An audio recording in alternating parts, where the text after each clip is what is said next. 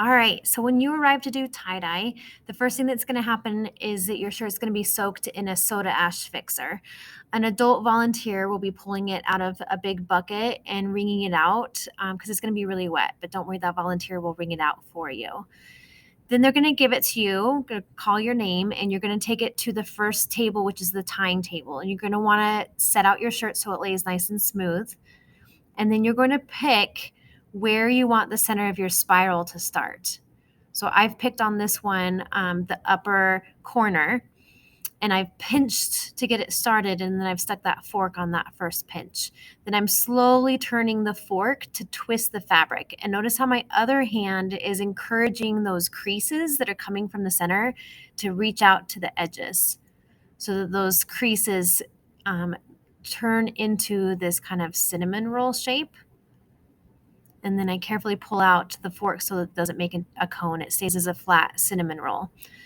The next step will be to tie it, which we use rubber bands for. So you're going to use 3 rubber bands that are going to go across this cinnamon roll shape. And it's going to be kind of like how you cut a big round pizza. So it goes all the way across through the center. And then when you do the next rubber band, that one will cross through the center too. So 3 rubber bands and they all cross in the middle.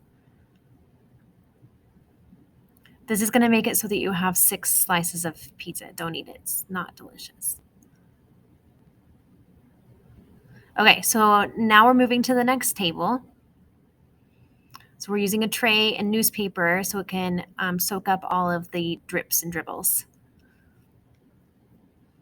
So at the second table, you're going to have the dyes. You always want to start with the lightest color. So if yellow is one of the colors that your class gets, you want to start with yellow. And you're going to do 1 slice of pizza, soak it really good, and then skip a slice of pizza and do the 3rd slice. So you're doing an A, B, A, B, A, B pattern.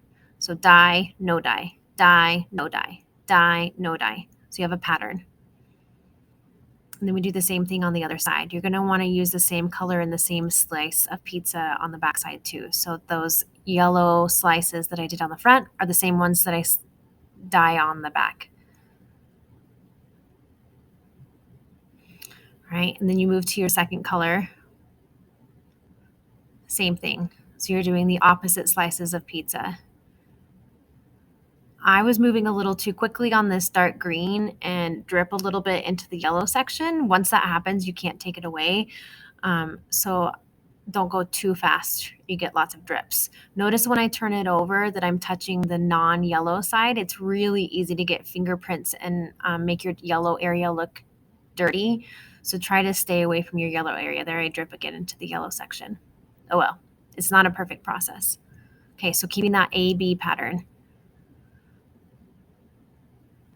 And then the next step is for drying.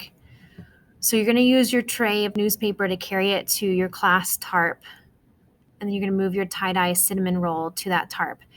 Then go to the trash can, dump out your newspaper, stack up the tray for the next class, and then we're going to rinse off our gloves because you're going to have dye all over your fingers. So we don't want to get all of your clothes and the next person. So rinse off those gloves before you throw them away. Okay, you are done. You're going to go to the last section where there are coloring sheets.